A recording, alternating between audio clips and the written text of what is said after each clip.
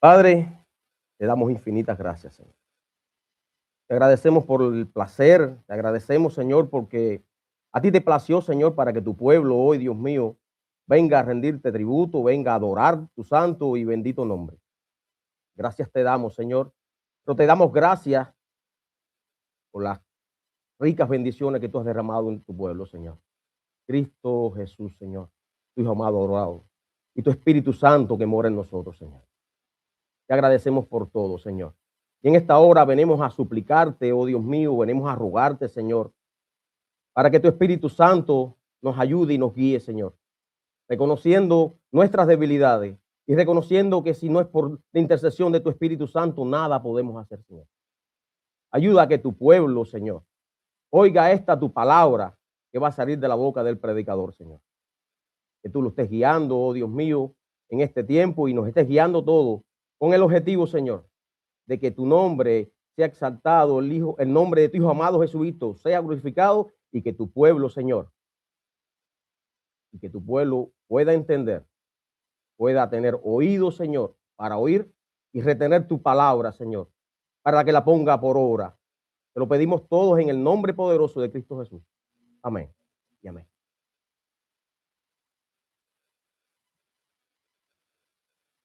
Este salmo del cual vamos a estar hablando hoy, un precioso salmo, salmo de David.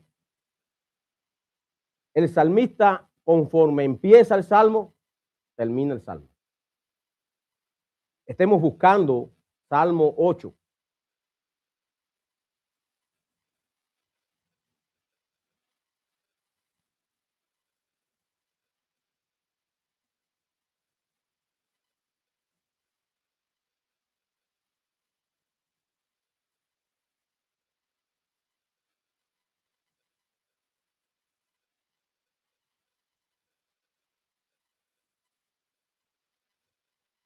Así ha dicho el Señor.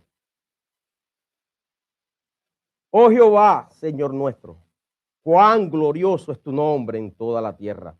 Has puesto tu gloria sobre los cielos. De la boca de los niños y de los que maman, fundaste la fortaleza. A causa de tus enemigos, para hacer callar al enemigo y al vengativo.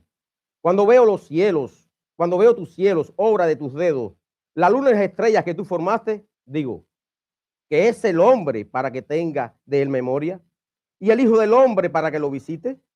Le has hecho poco menor que los ángeles, y lo coronaste de gloria y de honra. Le hiciste señorear sobre todas las obras, lo hiciste señorear sobre las obras de tus manos. Todo lo pusiste debajo de sus pies, ovejas y bueyes, de todo.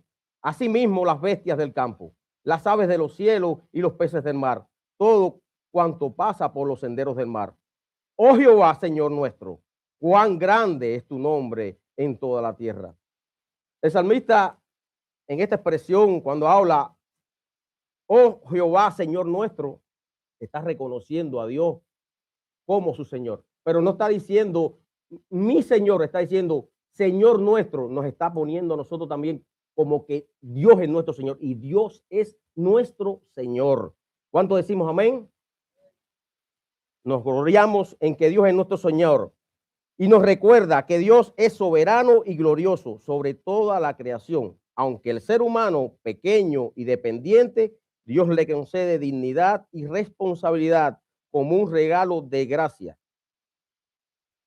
Este propósito fue dañado por el pecado, pero fue restaurado plenamente en Jesucristo, el segundo Adán, basado en mejores promesas y un mejor portador de la promesa. ¿Cuánto decimos amén? Adoremos a nuestro Dios, pongámonos de pie, por favor, y estemos adorando a nuestro Dios con este precioso himno. Te lo amo, oh Dios.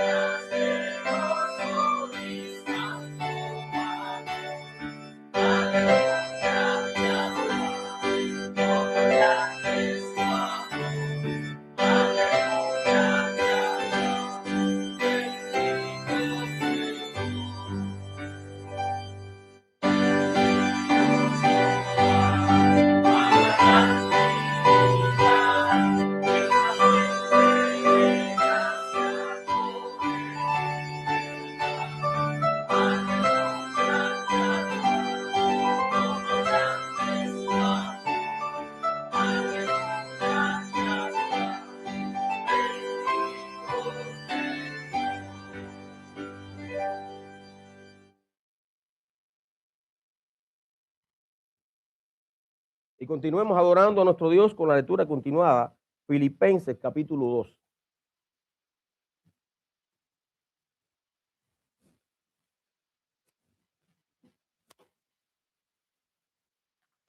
Filipenses capítulo 2.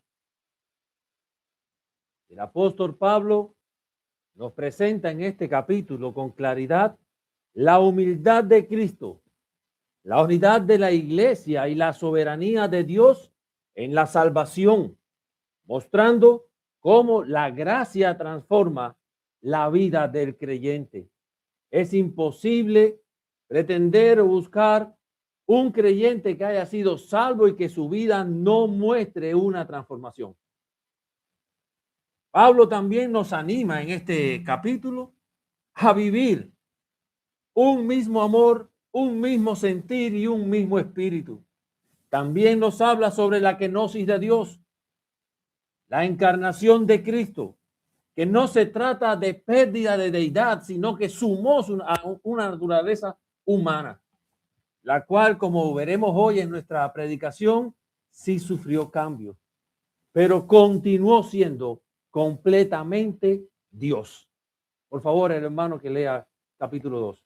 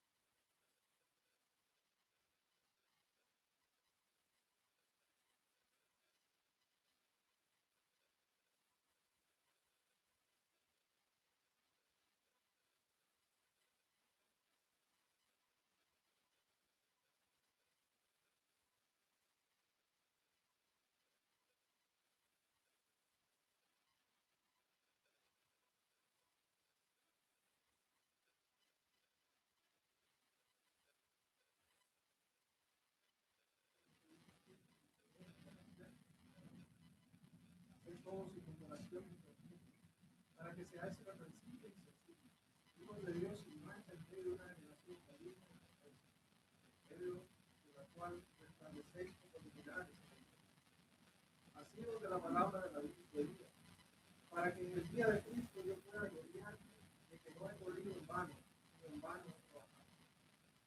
Y aunque sea derramado en mi humillación, por el sacrificio y servicio de vuestra fe, poderoso regocijo con todos vosotros. Y así mismo gozaos y regocijaos también vosotros conmigo. Pero el Señor Jesús enviado pronto a Timoteo, para que yo también esté de buen ánimo al saber vuestro estado. Pero a ninguno tengo del mismo ánimo. Y que tan sinceramente se interese por vosotros. Porque todos buscan lo suyo propio, y no lo que es de Cristo Jesús. Pero ya conocéis los méritos de él, que como hijo a padre ha servido conmigo en el evangelio. Así que a este espero enviaros, luego que yo vea cómo va mi asunto. Y confío en el Señor que yo también iré pronto a ustedes. Actúo lo necesario enviaros a Epafrodito, mi hermano colaborador y compañero de justicia, vuestro mensajero y administrador de mis necesidades, porque él tenía gran deseo de veros a todos vosotros. Y gravemente se angustió porque habían oído que había enfermado. Pues es verdad que no enfermo aquí por morir. Pero Dios tuvo misericordia de él, y no solamente de él, sino también de mí, para que yo no tuviese tristeza sobre tristeza. Así que le envió con mayor solicitud, para que al verme de nuevo gocéis de él. Así que le envío con mayor solicitud, para que al verme de nuevo gocéis y yo esté con él tristeza. Recibir después en el Señor con todos vosotros y tener en estima a los que son poderes. Porque por la obra de Cristo estuvo próximo a la muerte, exponiendo su vida para suplir lo que faltaba en su servicio. Amén. Continuemos con nuestro servicio.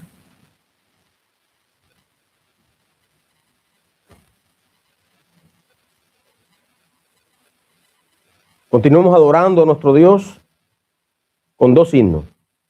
A Dios demos gloria junto a la cruz.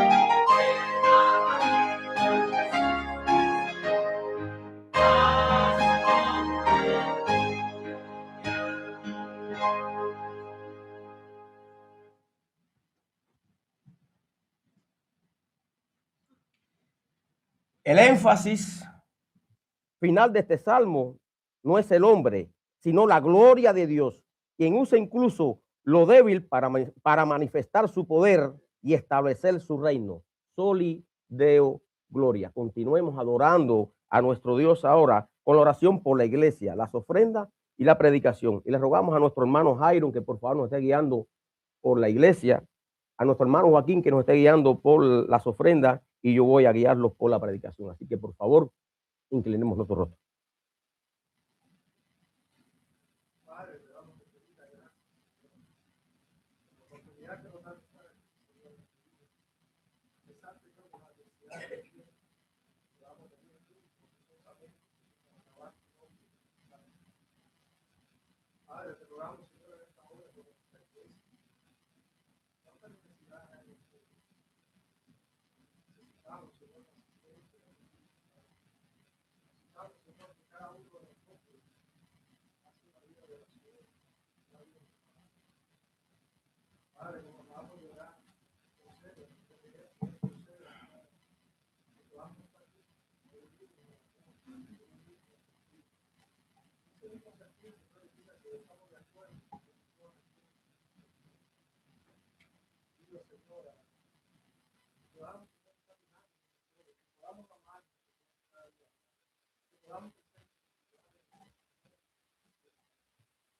creo que solamente también pueda transformar mi corazón. Por eso, pues, guíanos a tu verdad. Oramos, Señor, por el nombre de tu Hijo, Padre. Amén. Padre Santo, Santo, Santo. Ahora te damos gracias, Señor, porque puedo venir aquí, venimos, Señor, para el hospital, a dar tu Hijo. Mira como tu palabra, tú nos mandas a esforzarnos, ser valientes, Señor. No temer, no desmayar. Jehová, nuestro Dios, donde quiera que vayamos, Señor, ayúdanos a saber y entender que todo lo que tenemos, Señor, dentro de tus manos, Señor. El trabajo, los alimentos, nuestro hogar, el techo, todo proviene de ti, Padre. Esa es nuestra alma, se preocupa, vamos, estamos en ansiedad, Señor, y todos encaminamos la mente, todo nuestro ser, Señor.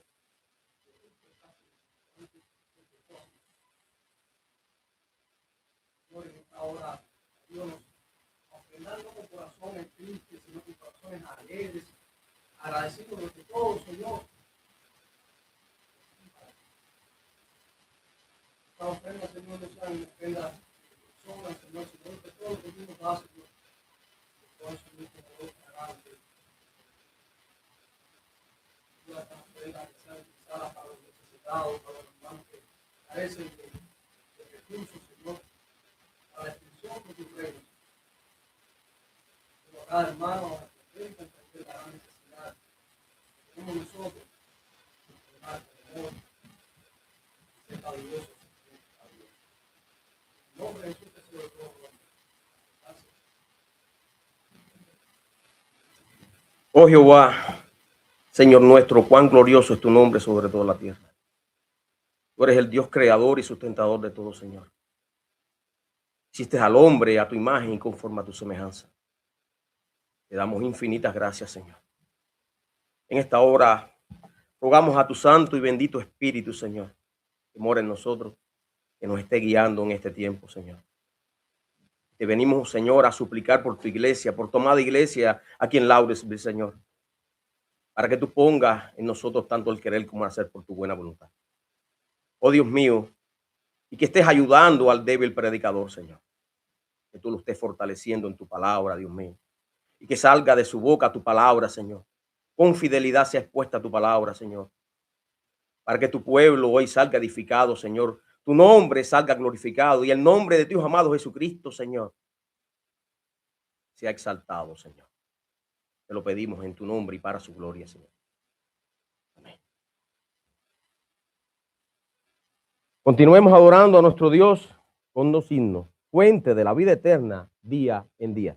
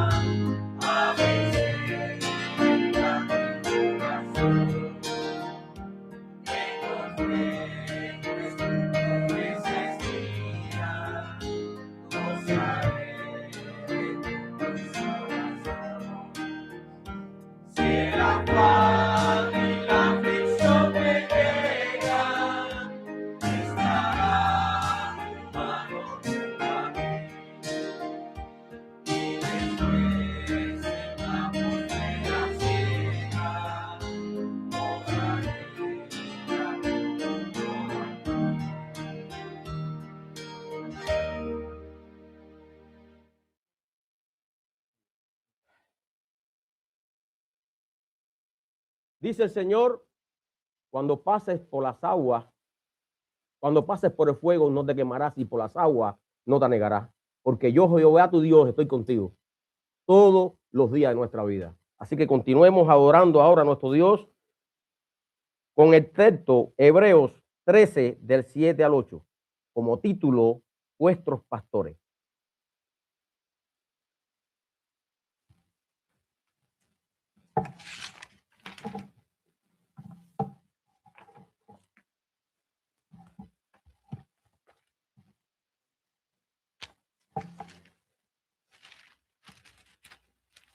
Hebreos capítulo 13, para continuar con nuestra serie expositiva sobre esta preciosa carta. Antes de comenzar, quiero expresarle, al igual que hablamos con los hombres y el miércoles, que damos gracias a Dios, damos gloria a Dios por la tecnología, porque en las inclemencias del tiempo nos permite mediante YouTube, pues que compartir nuestro servicio. Pero hermanos, nada sustituye el gozo de ver la iglesia de Cristo reunido en su día de resurrección. No debemos acomodarnos a que lo tenemos en casa. El Espíritu Santo obra con poder aquí donde está su pueblo juntos. Amén. Hebreos capítulo 13, versículos del 8, del 7 al 8.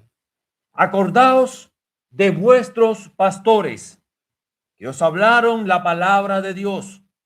Considerad cuál haya sido el resultado de su conducta e imitad su fe. Jesucristo es el mismo ayer y hoy y por los siglos. Oremos. Bendito soberano Dios, una vez más te damos gracias, Señor. Gracias por tu cuidado. Gracias, Señor, porque siendo aún nosotros débiles y pecadores, antes de la fundación del mundo, Señor, tú nos tuviste en mente. Enviaste a tu Hijo amado a morir por nosotros, Señor. Y tu Espíritu Santo permitió, Señor, que esa obra redentora fuera aplicada a nuestras vidas, Señor.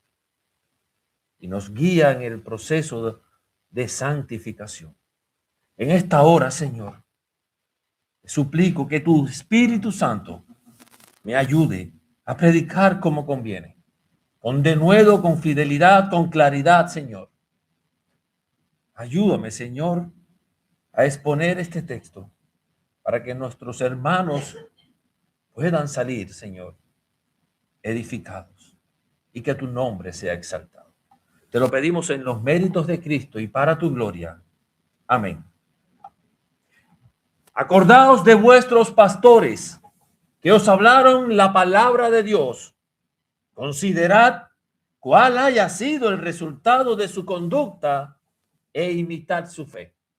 Es un clamor que el autor inspirado le hace a la iglesia de los hebreos. Pero, ¿qué lleva al autor a hacer este clamor? ¿Qué lleva el autor a hacer esta gran exhortación? Sabemos que los hebreos estaban siendo tentados a abandonar a Cristo, a regresar a los rudimentos del Antiguo Testamento. Estaban siendo muchos perseguidos, otros despojados de sus bienes. Muchos habían olvidado aquella profesión de fe que habían hecho y habían puesto su mirada de cierto modo en el hombre, aquel sacerdote que aún iba al templo a ofrecer sacrificios por ellos. Estaban abandonando a Cristo para regresar a la ley. Hace varios sermones atrás vimos la comparación que el autor hizo sobre Sinaí y Sión. Vimos que Sión, el monte de Sión, era el cual nos habíamos acercado. Vimos el símil que hace el autor entre Sión y la iglesia. Y analizamos también que estos hebreos estaban abandonando a la iglesia de Cristo. Todos dijimos amén en ese momento, pero yo quisiera hacer una pregunta, hermano. ¿Qué es la iglesia? ¿Qué es aquello que los judíos, los hebreos en este caso, estaban abandonando? La iglesia, hermanos, son todos aquellos que han sido comprados por la sangre de Cristo. desde el Antiguo Testamento hasta la segunda venida de Cristo Jesús. La iglesia comienza humanamente desde Adán, desde Abel, y se va extendiendo hasta el último que entre a la iglesia antes que Cristo llegue. Y entonces, hermanos, ¿qué pasó? ¿Qué pasó entonces en Hechos 2? Porque si la iglesia de Cristo surge desde el Antiguo Testamento, ¿qué pasó en Hechos 2? No es que en Hechos 2 surge la iglesia. No, hermanos, en Hechos 2 surge la iglesia apostólica. Surge la iglesia organizada bajo la cimentación de la predicación de los apóstoles. Un cuerpo, un organismo bien confeccionado. La Biblia utiliza, hermanos, varias imágenes y expresiones para definir o describir qué es la iglesia. El remanente de Dios, cuerpo de Cristo, la familia de Dios, la congregación de los redimidos, la comunión de los santos, la esposa de Cristo, entre otros nombres. La palabra usada para la iglesia en el Nuevo Testamento es eclesía, los llamados afuera. La iglesia es vista como una asamblea, una congregación de los elegidos, aquellos a quienes Dios llama fuera del mundo, separados del pecado, a un estado de gracia. ¿Oíste bien, hermano? Tú que te llamas iglesia, es los separados afuera del mundo, a un estado de gracia. Es un gran honor y privilegio y responsabilidad pertenecer a la membresía de una iglesia local. Si analizamos que la iglesia estuvo en la mente del Dios creador antes de la fundación del mundo, si analizamos que estábamos muertos en delitos y pecados y Él por el puro afecto de su voluntad nos dio vida, para darnos vida tuvo que enviar a su Espíritu Santo y enviar a su Hijo amado a morir en una cruz, maldito por ti y por mí. Si analizamos que por nuestra propia decisión no estaríamos aquí, si analizamos también que tú y yo no estamos obligados, sino regenerados, que Dios nos cambió nuestro corazón de piedra y puso uno de carne y nos hizo una nueva criatura. Hermanos, si analizamos esto y muchas más cosas que hemos estudiado, debemos ver con gran gozo, privilegio y honor pertenecer a la membresía de una iglesia local. No simplemente para que me den permiso a entrar, porque todos podemos entrar a una iglesia, sino para ser partícipe de la obra que Dios está haciendo en ese pueblo.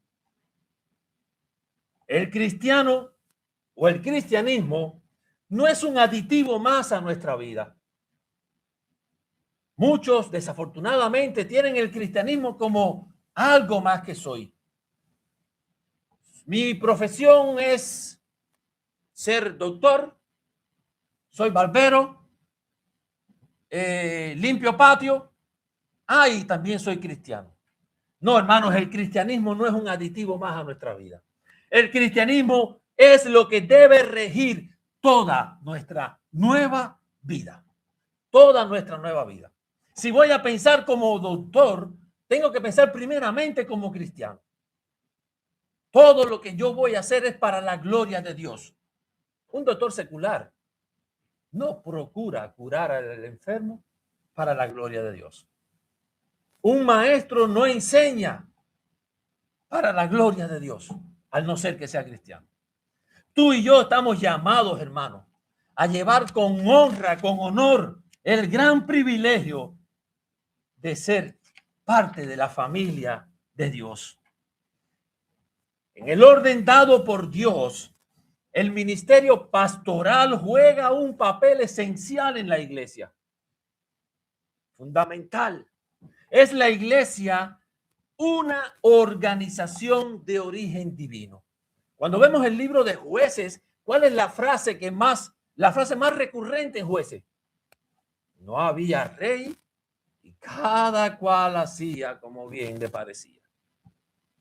Cuando vemos y analizamos el libro de Jueces y todo el Antiguo Testamento, por no tener un guía, pecaban, estaban restaurados, se sentían cómodos, se enfriaban, pecaban, el Señor permitía la corrección, venían otras naciones y los invadían, los saqueaban, se acordaban que había un Dios creador, empezaban a clamar, llamaban a la misericordia de Dios, Dios los restauraba. Y eso volvía a pasar una y otra vez, una y otra vez. El Nuevo Testamento nos menciona que cuando Cristo ve la gran multitud, se contrista y lo ve como ovejas sin pastor. La iglesia es un diseño, como lo dice nuestra confesión, establecido por la mente de Cristo. Cristo es la cabeza de la iglesia, pero ha instituido dos oficios para guiarla: pastores, ancianos, obispos, sea cual sea el nombre de la traducción que estemos leyendo, y diáconos. 3 veces dice en este capítulo 13, 3 veces, y vimos que es un capítulo concluyente de la carta y donde nos insta a vivir todo lo que hemos aprendido. 3 veces dice en este capítulo, vuestros pastores. Vuestros pastores. Si se fijan, hermano, en Hebreos capítulo 13, en el versículo 7 dice, acordaos de vuestros pastores. Versículo 17, obedeced a vuestros pastores. Versículo 24, y el Dios de paz que resucitó a Jesucristo de entre los muertos, a nuestro Señor Jesucristo, el gran pastor de las ovejas, por la sangre del pacto. 3 veces habla sobre pastores. ¿Serán importantes los pastores? ¿Qué función tienen los pastores? ¿Son los dueños? ¿Son los jefes? ¿Son los mandamás? John Owen dijo, los pastores son dados por Cristo como regalo de su gracia para la edificación de su cuerpo. No hay mayor señal del favor de Dios hacia una congregación que el don de un ministro fiel, celoso y piadoso. Es voluntad de Dios que la iglesia sea pastoreada, guiada por una pluralidad de débiles hombres. Dios ha instituido la iglesia local. Sabemos que hay una iglesia invisible, es la iglesia universal, pero hay una iglesia visible que es la iglesia local donde Dios a ti te ha puesto. Esta pequeña iglesia local, a Dios le ha placido para garantizar el orden, que sea guiada por una pluralidad de pastores. Este término de pluralidad no a todos les gusta. Yo soy el pastor de esta iglesia y que nadie toque nada. Solo yo puedo tocar, como dice alguien. Hermanos, ningún pastor se puede señorear sobre la congregación. ¿Tiene autoridad? Sí. Delegada por Cristo Jesús. Y esa autoridad la vemos en las Escrituras. Hoy pretendemos ver cuál es la función del pastor, cuál es la responsabilidad del pastor. Pero dentro de no mucho tiempo, es decir, 2 domingos más, vamos a estar viendo la responsabilidad de la grey para con el pastor.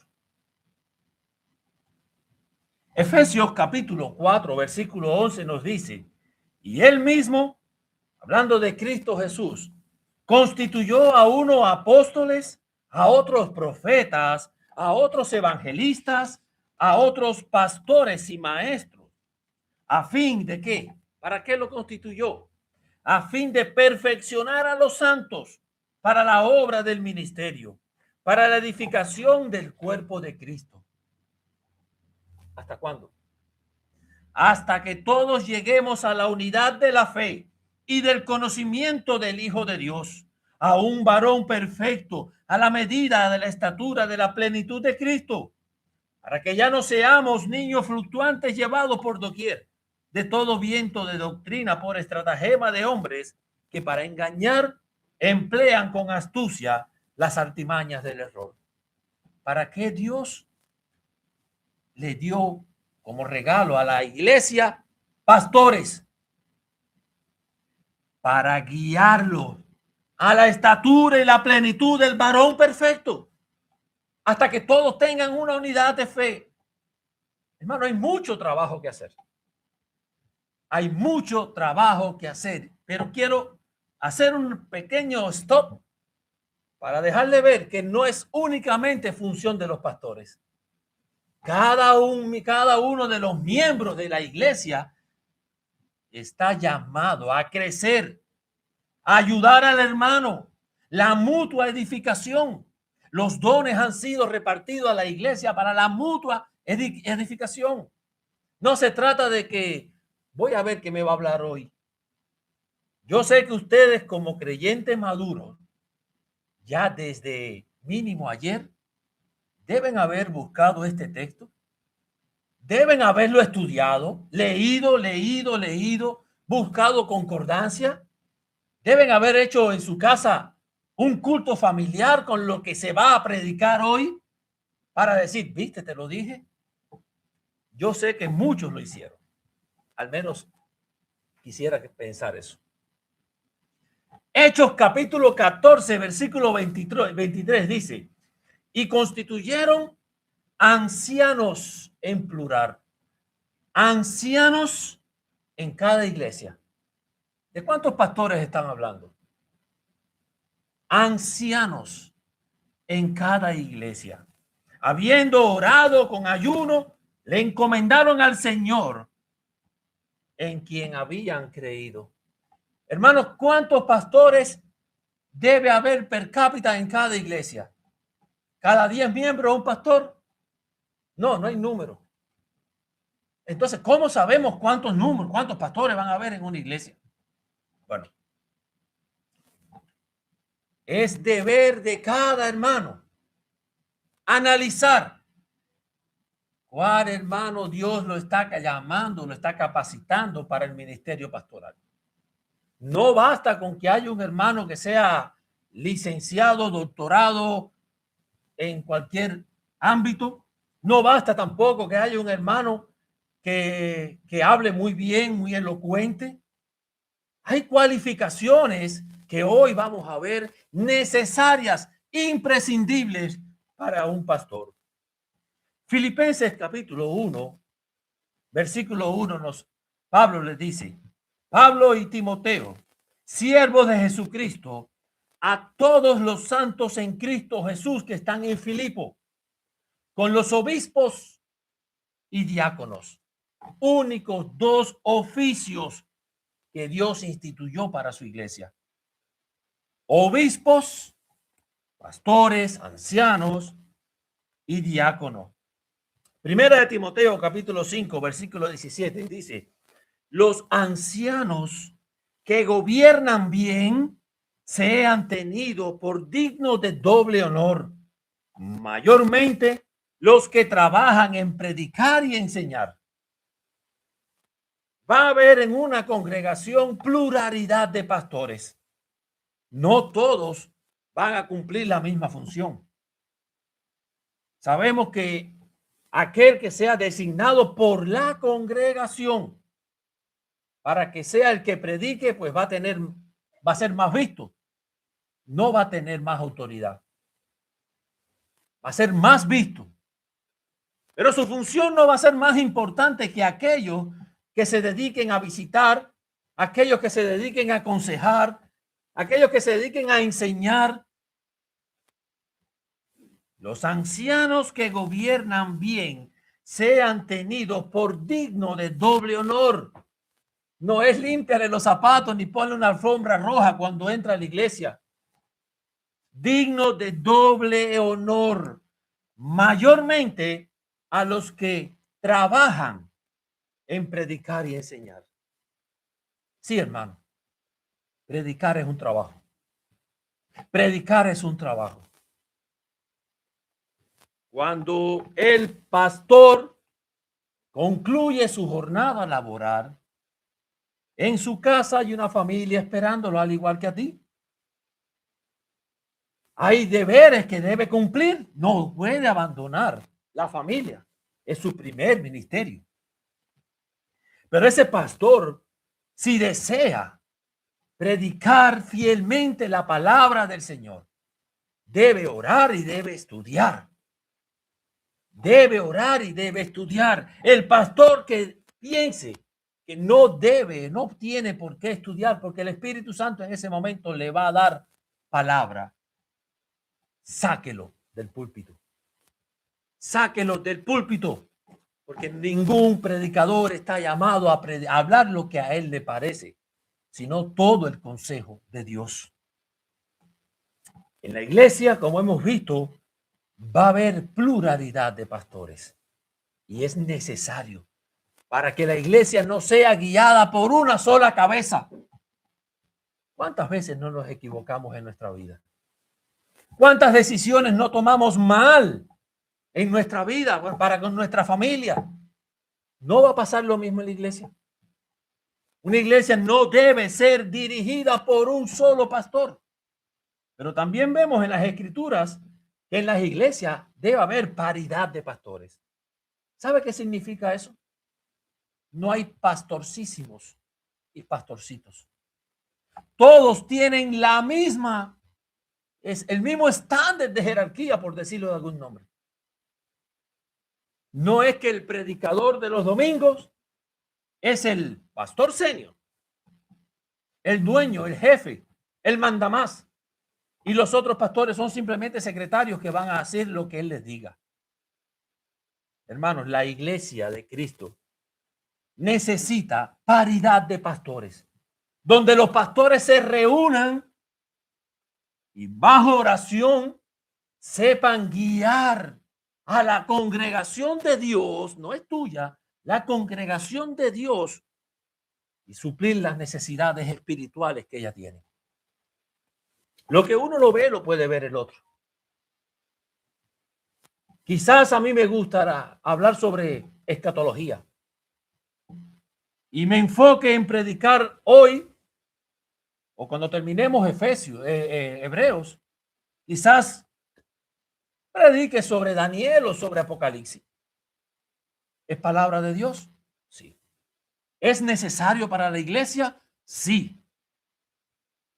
La iglesia, en la condición en que está ahora, necesita Apocalipsis o necesita cartas que nos lleven a un conocimiento de vida, de piedad, de santidad, a un conocimiento pleno de quién es Cristo y qué es la iglesia. Si hay un solo pastor, si hay un solo líder, si hay un mandamás en la iglesia, se va a hacer todo cuanto él diga. Al no ser que hayan hermanos maduros que sepan bíblicamente decirle a ese líder, no, mi hermano, yo creo que es necesario esto y esto y esto.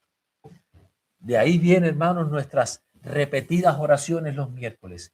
Señor, permite que nuestros hermanos crezcamos en espiritualidad, en conocimiento, en santidad, en vida de piedad. La autoridad que tiene el líder, como ya dijimos, es una autoridad delegada por Cristo. No se puede enseñorear el pastor sobre la grey. Pero oigan bien, no estoy diciendo que el pastor no tiene autoridad. Es una autoridad delegada por Cristo, sujetada a Cristo como cabeza de la iglesia, pero responsable de tener autoridad en la congregación. Por eso el pastor no debe ser un neófito. un recién convertido. No puede ser alguien que en nuestro caso, se aprendió las doctrinas de la gracia y ya yo soy pastor. No puede ser un neófito. ¿Qué función debe cumplir un pastor entonces en la iglesia? En tiempos en que toda figura de autoridad es rechazada en el mundo. Los maestros son rechazados, los padres son rechazados, la policía es rechazada, los directivos son rechazados, los pastores son rechazados. En tiempo en que toda autoridad es rechazada, la expresión cálida de pertenencia más le puede sonar como una imposición que violenta su libertad. Que me tengo que sujetar al pastor. ¿Por qué? Y mi libertad no es que Cristo me hizo libre. Él no es mejor que yo. Los dos tenemos el mismo espíritu. Y hasta ahí hay cosas que son verdad, pero estás mostrando qué hay en tu corazón. Porque si tú no te sujetas al pastor que ve y ora por ti, ¿cómo te vas a sujetar a Cristo que nunca has visto? No, yo no sigo hombre, yo sigo a Cristo. Mentira. Mentira. Porque si tú siguieras a Cristo, siguieras al hombre que Dios instituyó en tu iglesia como pastor y maestro. O pastores y maestros. Primera Tesalonicense 5:12 dice: tened en alta estima a los que os presiden en el Señor. La función del pastor, enseñar, sí. Pero mire cómo dice: tener en alta estima a los que os presiden en el Señor. Ese guiar, según dice la traducción de la Biblia de las Américas, ese guiar de los pastores a la iglesia no debe ser como un general que gobierna. Oye, no me gusta esto. Un hermano hace un tiempo atrás me dijo: amado hermano, cambia en mí todo lo que no te gusta. Y yo le dije: no, yo no soy quien para cambiar lo que no me guste. Yo te voy a exhortar a que cambies lo que Cristo quiere que tú deseches en tu vida. El pastor no debe gobernar la iglesia medalaganariamente. ¿Saben cuál es esa frase? Medalaganariamente. Yo lo hago así porque yo quiero. Hermanos, todos tenemos el Espíritu Santo si hemos sido redimidos. Todos tenemos las escrituras inspiradas por Dios. Aquí es donde está función y deber del pastor. Es responsabilidad de todos ayudar al pastor a que guíe bien a la congregación. Segunda de Timoteo, capítulo 3, nos dice cuáles son las cualificaciones que debe tener aquel que quiere ser pastor. ¿Es malo que un hermano quiera ser pastor? No. Lo malo está en el deseo de su corazón, en las intenciones que él quiere. Dice Pablo, palabra fiel: si alguno anhela obispado, buena obra desea. Pero es necesario, y esta es la misma expresión que Cristo Jesús usó con Nicodemo. Es necesario que nazca de nuevo. Bueno, Pablo está diciendo, pero es necesario que el obispo sea irreprensible. ¿Quieres el obispado? Ya vas bien. Ahora siéntate, vamos a hablar. Es necesario que sea irreprensible. No dice perfecto. Si no, la iglesia no tuviese pastores. Irreprensible. ¿De quién? De los de adentro y de los de afuera. Buen testimonio adentro y buen testimonio con los que no son cristianos. Irreprensible. Marido de una sola mujer, sobrio, prudente, decoroso, hospedador, apto para enseñar. No dado al vino, no pendenciero, no codicioso de ganancias deshonestas, sino amable, apacible, no avaro, que gobierne bien su casa, que tenga a sus hijos en sujeción con toda honestidad, pues el que no sabe gobernar su propia casa, ¿cómo cuidará de la iglesia de Dios? No, él manda en la iglesia. En la casa manda a su mujer. Él corrige fuerte a los hermanos en la iglesia, pero con sus hijos le falta un poco. Sí, ¿qué hace en el púlpito entonces? ¿Qué hace pastoreando entonces? No, es que él habla muy bonito. Moisés era gago y el Señor lo llamó porque no se trata del hombre, se trata de lo que Dios va a hacer. Pero es nuestra responsabilidad como congregación decir quién va a ser nuestros pastores, quiénes van a ser nuestros pastores. No un neófito, no sea que envaneciéndose caiga en la condenación del diablo. También es necesario que tenga buen testimonio de los de afuera para que no caiga en descrédito y lazo del diablo. ¿Fufuruberto es tu pastor? Sí. Si tú lo ves en el trabajo. Bueno, hay que ver entonces, porque a lo mejor es mentira, pero a lo mejor es verdad. Primera de Pedro, capítulo 5, nos dice: ruego a los ancianos que están entre vosotros, yo anciano también con ellos, y testigo de los padecimientos de Cristo, que soy también participante de la gloria que será revelada.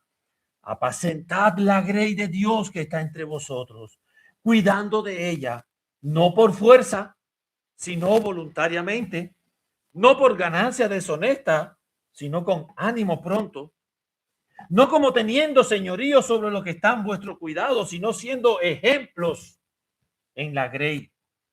Y cuando aparezca el príncipe de los pastores, vosotros recibiréis la corona incorruptible de gloria. El pastor, hermanos, es visto como aquel atalaya de Jeremías 6, aquel puesto por vigilia para anunciar: cuidado, te estás desviando.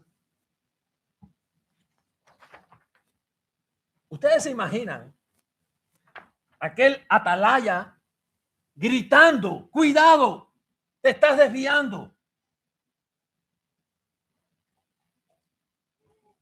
Pretendiendo hacerlo de forma tal que no se despierten porque pobrecito está cansado. O a la hora de llamarle la atención, fíjate que no se asuste mucho. El atalaya es responsable. Si no vigila, la sangre va a ser demandada en sus manos. El pastor, lejos de ser una figura pública, lejos de ser aquel que ven, aquel que lo invitan a almorzar, es el atalaya. Es el maestro, el guía, el cual Dios ha puesto para que presida su iglesia, para que la guíe, para que la eduque, la corrija. Acordaos de vuestros pastores que os hablaron la palabra de Dios. Acordaos, acuérdense, piensen, recuerden.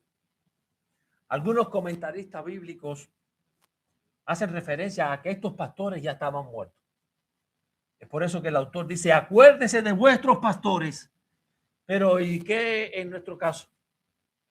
Que como congregación no tenemos algún pastor que haya muerto.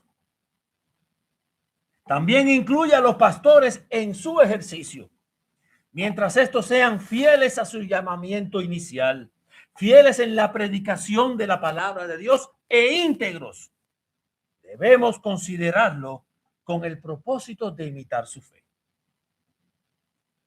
Cristo le hace un encargo a los pastores y es predicar su palabra. Fíjense cómo dice el versículo 7. Acordaos de vuestros pastores que os hablaron la palabra de Dios. No los libros de Elena G. de White, no los libros de Charles Taylor Russell de los Testigos de Jehová. La palabra de Dios, no sus sueños de que anoche soñé o el Señor me dijo. La palabra de Dios. Hechos capítulo 6, versículo 1. Vemos que había en la iglesia primitiva murmuración por cómo se repartían las cosas. Y los líderes se reúnen. Dice: en aquellos días, como crecía el número de los discípulos, hubo murmuración de los griegos contra los hebreos, de que las viudas de aquellos eran desatendidas en la distribución diaria. Entonces los 12 convocaron a la multitud de los discípulos y dijeron: no es justo que nosotros dejemos la palabra de Dios para servir a la mesa. ¿Es malo servir a la mesa? No, pero no es justo que nosotros dejemos la palabra de Dios para servir a las mesas. Buscad pues, hermanos, entre vosotros a 7 varones de buen testimonio, llenos del Espíritu Santo y sabiduría, a quienes encarguemos este trabajo. Y fíjense el versículo 4. Y nosotros persistiremos en la oración y el ministerio de la palabra. En la oración y el ministerio de la palabra. Hermanos, el pastor debe predicar la palabra, pero sin oración es imposible que sea fiel a su ministerio. De igual modo, el diácono debe servir con honra y honor, pero bajo sujeción pastoral de Cristo y en oración. Pablo, sabiendo ya que su partida era inminente, Dios mismo le había manifestado eso, le escribe a su hijo amado Timoteo. Según de Timoteo capítulo 4. Dice: te encarezco delante de Dios y del Señor Jesucristo, que juzgará a los vivos y a los muertos en su manifestación y en su reino. Y a mí me parece ahí ver a Timoteo tragando el seco. Te encarezco delante de Dios y del Señor Jesucristo, que juzgará a los vivos y a los muertos en su manifestación y en su reino. ¿A qué? Y fíjense, son las palabras de uno que va a ser pronto muerto. Nadie en su lecho de muerte va a llamar a alguien, como hemos dicho, y decirle: recuérdate que el aire acondicionado se pone en 72. Eso no es importante ahora. Ni a qué hora pasa el bus de la escuela. Eso no es importante. Pablo le escribe a Timoteo, el joven pastor de Éfeso: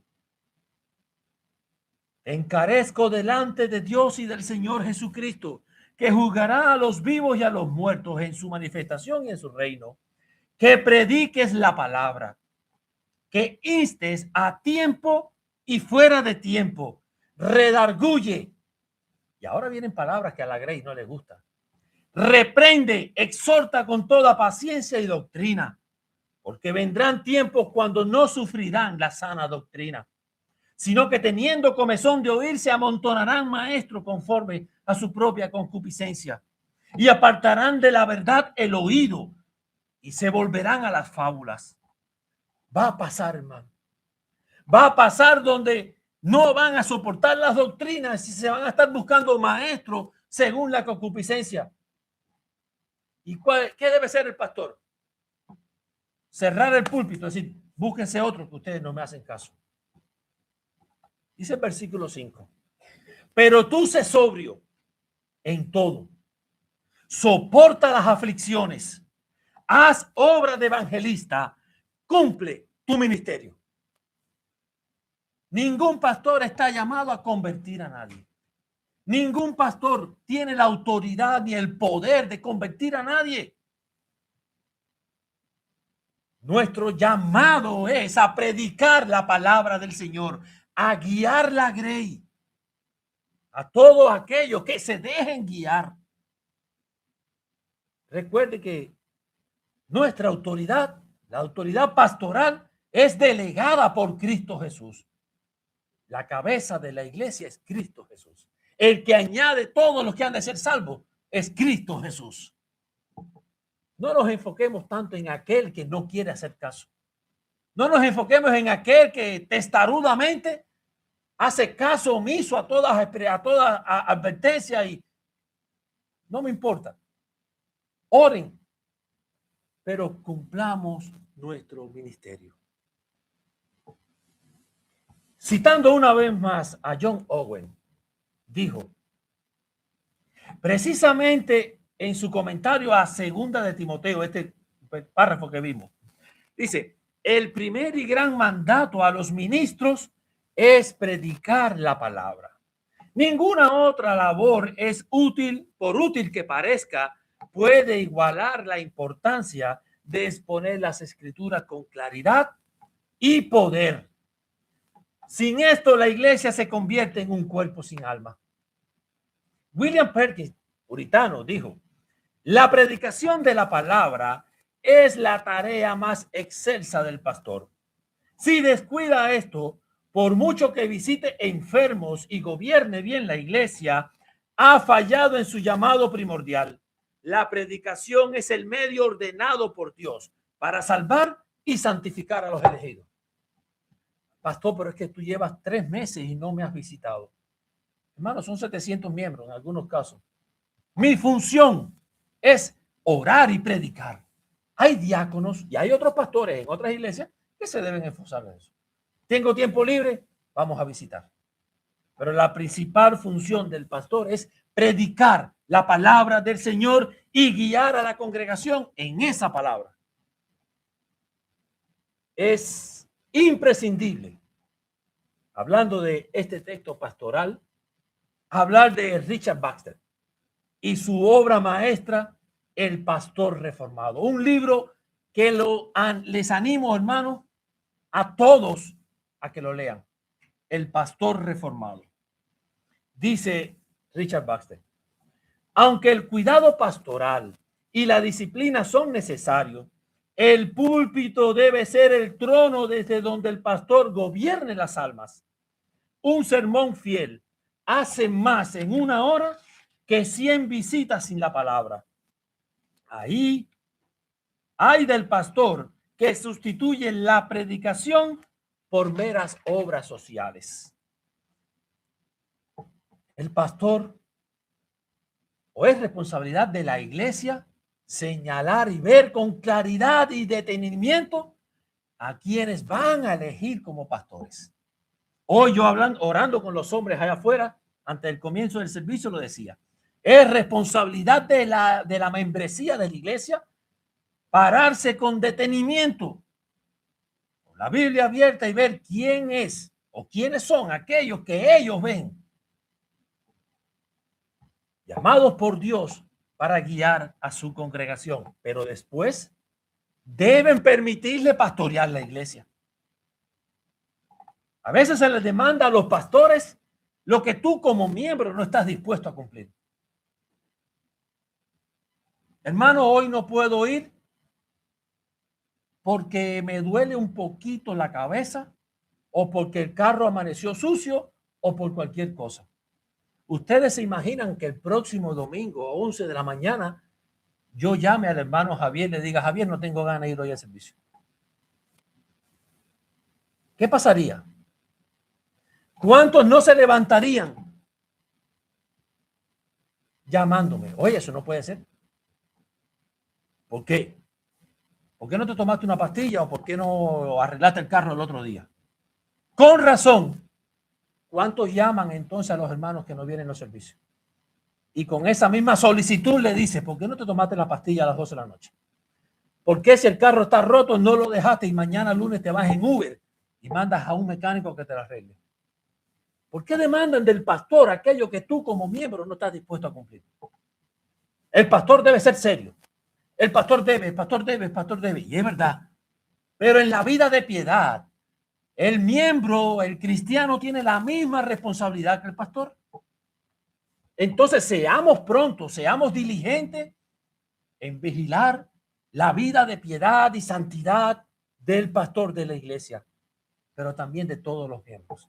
Edifiquémonos los unos a los otros en el amor fraternal. Considerad cuál haya sido el resultado de su conducta. Considerad, siéntate a meditar. ¿Cuál es el resultado de la conducta del líder de tu iglesia, del pastor o los pastores de tu iglesia? Aspecto fundamental para los pastores: integridad en su vida y testimonio. Él habla tan bonito. Se sabe la Biblia hasta en hebreo. Es un desastre afuera, pero en la iglesia, integridad y testimonio. No se trata solo de cómo enseñaron o qué enseñaron, sino cómo vivieron. Un ministro sin conocimiento teológico puede ser una amenaza para la congregación. De hecho, lo es. Un ministro neófito sin conocimiento teológico puede llegar a ser una gran amenaza para la congregación. Pero un pastor con conocimientos vastos de la Biblia y una vida contraria a lo que ésta demanda es una afrenta a Cristo. Ni el uno ni el otro es bueno para la congregación. Aunque los pastores no sean perfectos, están llamados a ser fieles, imitando el modelo infalible de Cristo Jesús. A pesar de las imperfecciones y debilidades y limitaciones de los pastores, el llamado es a tenerlos en alta estima y ejemplo a considerar. Primera de Timoteo, capítulo 5, versículo 19, dice: contra un anciano no admitas acusación, sino con 2 o 3 testigos. Ayer vi al líder de tu iglesia, al pastor, al que sea, haciendo, espérate, ¿qué le dijiste? No, estás loco. No. Eso es chisme. ¿Te preocupa su integridad y no lo corregiste? El que sabe hacer lo bueno y no lo hace es pecado. Vamos a llamarlo ahora mismo. Y vamos a llamar a otro hermano para que no, en presencia de 2 o 3 hermanos, sea corregido aquel que deba ser corregido. Contra un anciano no admitas acusación, sino con 2 o 3 testigos. Pablo le escribe a los corintios: sed imitadores de mí, como yo lo soy de Cristo. Y muchos dicen: qué atrevimiento. Sed imitadores de mí, como yo lo soy de Cristo. Más de una ocasión yo mismo he oído a pastores diciendo: no me miren a mí, miren a Cristo Jesús. ¿Y para qué estás ahí entonces? ¿Te estás dando un margen a tu imperfección? Sed imitadores de mí como yo de Cristo. No te falta mucho. Sí, es verdad. Y nunca lo voy a llegar a hacer. Así que aquel que esté demandando eso, siéntese, ore, porque en vida nadie lo va a hacer. Pero el mismo Pablo le escribe a los filipenses en este mismo contexto, Filipenses capítulo 3, y le dice: no que lo haya alcanzado ya, ni que ya sea perfecto, sino que prosigo por ver si logro hacer aquello para lo cual fui también asido por Cristo Jesús. Hermanos, yo mismo no pretendo haberlo ya alcanzado, pero una cosa hago, olvidando ciertamente lo que queda atrás y extendiéndome a lo que está delante, prosigo a la meta, al premio del supremo llamamiento de Dios en Cristo Jesús. Yo sé que me falta mucho, no lo he alcanzado, pero sed imitadores de mí. Llévame a hacer la imagen de Cristo, ayúdame a hacer la imagen de Cristo. Hermanos, los pastores no somos psicólogos, terapeutas. El deber del pastor es enseñar, corregir, reprender, como quienes darán cuenta por sus almas, como veremos próximamente. Nadie que sabe que Dios le va a demandar algo va a vivir con piernas sueltas, sin preocupación, y el domingo, si veo al hermano, hablo con él. A veces, cuando alguien es reprendido en ese momento, por supuesto que no acepta la reprensión, y digo por supuesto pensando en alguien inmaduro, porque una persona, un cristiano maduro, cuando es reprendido, acepta la reprensión. Pero a veces oímos la frase: no es tanto lo que dijiste, sino el tonito con que me hablaste. Hermano, porque somos cristianos de cristal. Es el tonito con que me hablaste. Recuérdate que estamos llamados al amor. Es el tonito. Recuérdate que la característica principal del cristiano es el amor. En esto conocerán todos que son mis discípulos y se aman los unos a los otros. Así que ve cambiando ese tonito. ¿Se lo pudieras decir a Pablo y a Cristo? Pablo le escribe a los Gálatas y le dice: ¡oh, insensatos! ¡Gálatas insensatos! Y la Reina Valera lo traduce muy cordialmente. En el original sonaría algo como estúpidos. Cristo reprende. Y los discípulos le dicen, maestro, dura palabra es esta. ¿Y el Señor qué hizo? Ay, disculpen ustedes. No, ¿se quieren ir ustedes con ellos?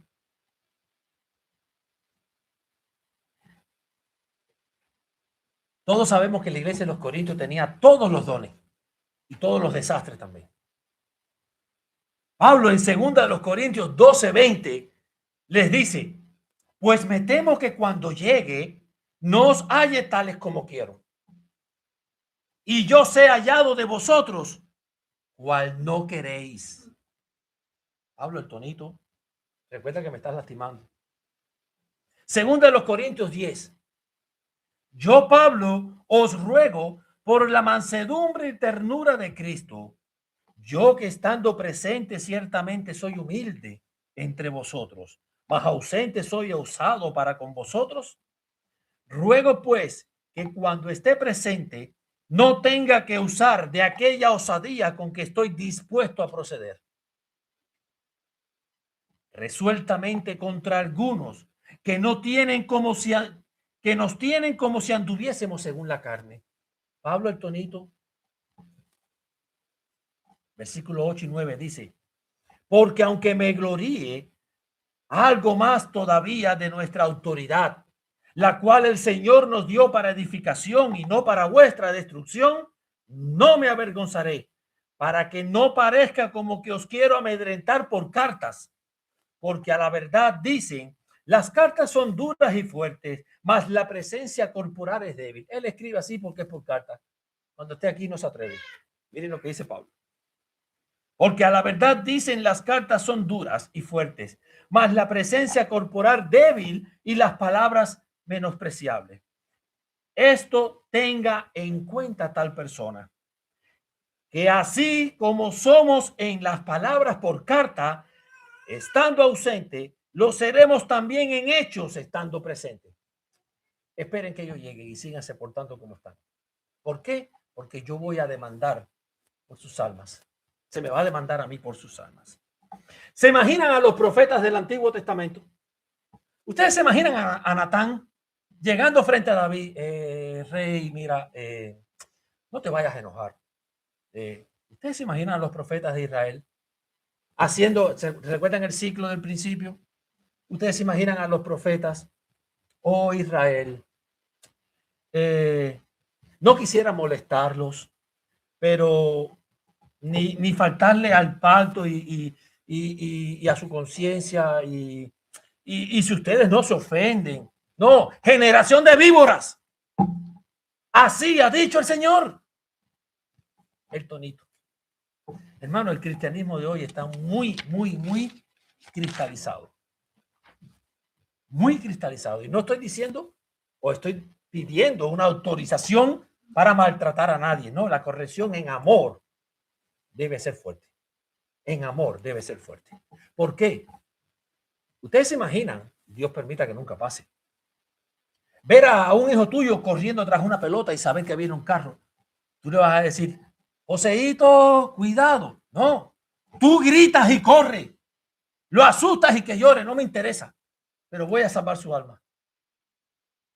¿Cómo vas a ver un hermano corriendo descarriadamente, yéndose a la perdición y tú, para que no se ofenda? No, que se ofenda. Que se ofenda. Cuando Cristo comenzó su ministerio, dijo, arrepentidos y convertidos, porque el reino de los cielos ha llegado. Cambien, metanoia, cambien toda su mente. A unos judíos que miraban a todo el mundo por encima de los hombres. También estamos llamados en este versículo a imitar la fe. La Biblia nos ordena en varios pasajes a imitar. Sed imitadores de mí como yo de Cristo. Sed santo porque yo soy santo. Después de elegir cuidadosamente a los pastores y de observar cuál haya sido su conducta, debemos imitar su fe. No la personalidad, no cómo predica, no su ministerio. Hay hermanos que llegan a una iglesia y me voy porque el pastor que yo tuve hace 12 años hablaba más pausado. ¿Te sentaste a ver si hablaba pausado la palabra de Dios? Y si este que tienes ahora, que no te gusta como su tono de voz, habla la palabra de Dios. Hermano, no nos conformemos con vanidades. Vayamos a aquellos que hemos sido llamados a predicar la palabra del Señor, a imitar la fe. No como se vestía, como hablaba, su ministerio, los requisitos, los resultados. Imita la fe si fue hallado irreprensible.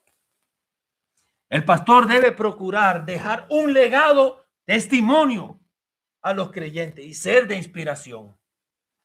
¿Cómo vivieron? ¿Estuvieron dispuestos a pagar por su fe? Pero a ti nadie te está cayendo atrás para matarte. Sí. No estoy diciendo a pagar con la vida. El pastor de tu iglesia, los pastores de tu iglesia, estuvieron dispuestos a pagar por su fe el precio de vivir humildemente con un salario toda la vida para no tener ganancias deshonestas. ¿O fue un timador y los domingos un santo? Estuvo dispuesto por amor a la congregación y a su llamado a despreciar, a desechar vacaciones, ofertas de trabajo tentadoras, de todo, por ser fiel a la congregación. ¿Estuvo dispuesto a hacerlo? Imítalo. Imítalo. ¿Sabe por qué? Porque todo aquel pastor que haya sido hallado fiel es porque su vista estuvo puesto en el príncipe de los pastores. Y es ahí que quiero que vayamos al versículo 8. Jesucristo es el mismo ayer y hoy y por los siglos de los siglos. Nuestros pastores pasarán. Un día no estarán los pastores de hoy, pero Cristo, el buen pastor de las ovejas, es el mismo ayer, hoy y por los siglos de los siglos. Es el mismo. Cristo es inmutable. En Dios no hay variedad. No se puede mejorar ni empeorar. Él es inmutable. En su naturaleza divina, Cristo es inmutable. En su naturaleza humana sí hubo variación. Creció en estatura y en conocimiento. Murió y resucitó. Pero en su naturaleza divina es inmutable. Sus promesas son fieles. ¿Sabes por qué? Porque Él es inmutable. Él no cambia. Santiago capítulo 1, versículo 17 dice: toda buena dádiva y todo don perfecto desciende de lo alto, del Padre de las luces, en el cual no hay mudanza ni sombra de variación. Hermanos, el sumo sacerdote Aarón fue reemplazado por Eleazar y este después fue reemplazado por Elí. Pero nuestro misericordioso y gran sumo sacerdote permanece para siempre. En él no hay variación. Los profetas de Israel siguieron el uno al otro. Nuestro profeta Jesucristo no tiene sucesor. Saúl fue reemplazado por David y así una gran lista de reyes, todos imperfectos. Pero nuestro rey, el rey de Sión, Jesucristo, el rey de reyes, el Señor de señores, es eterno e inmutable. Los pastores que han sido observados y hallados fieles y dignos de imitar es porque su confianza en todo su ministerio estuvo puesto en este rey inmutable. Jesucristo es el mismo ayer y hoy y por los siglos. Ayer por lo que hizo por nosotros, hoy porque te intercede por nosotros y por los siglos porque su sacerdocio es eterno. ¿Te das cuenta, Hebreos, a quién estabas despreciando? ¿Te das cuenta, Iglesia Sol y Deo Gloria, a quién te debes sujetar? Este, hermano, es el tema central en la carta. La perfección inmensurable y la superioridad de Cristo Jesús. Cuando estés en prueba, cuando estés en tentaciones, cuando creas que no puedes más, recuerda este versículo 8. Jesucristo es el mismo ayer, hoy y por los siglos de los siglos. Dios lo bendiga. Inclinemos nuestro rostro.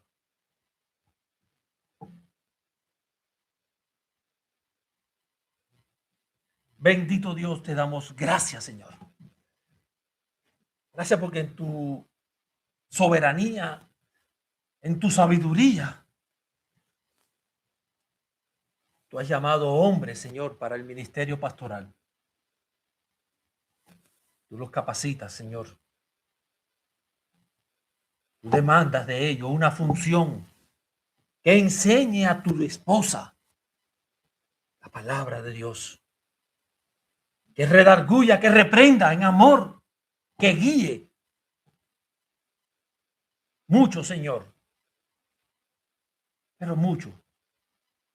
Pretenden guiar a tu pueblo, a tu iglesia, a tu esposa, según preceptos del mundo. Suplicamos, Señor, que no permita nunca que eso pase en nuestra iglesia. Levanta a pastores, hombres calificados, hombres irreprensibles. Y permite también que nuestros amados hermanos maduren para que puedan ayudar, Señor, a aquellos que tú levantes como guías, como obispos, ancianos, pastores, Señor. Oh Dios, te damos gracias, Señor, porque hasta aquí tú nos has ayudado. Hasta aquí tú has perdonado nuestras imperfecciones, Señor. Ayúdanos, Señor, a ser sinceros. Ayúdanos a escudriñar tu palabra. Ayúdanos, Padre, a vivir sujetados todos, Señor, a Cristo Jesús, a ser guiados por tu Espíritu Santo, a tener en mente las maravillosas y ricas promesas que tú has hecho para tu pueblo, confiando que aquel que prometió es fiel para cumplirlo, Señor. Y te damos la gloria, la honra y la alabanza porque tuya son. Gracias te damos, Señor, en el nombre de Cristo Jesús. Amén.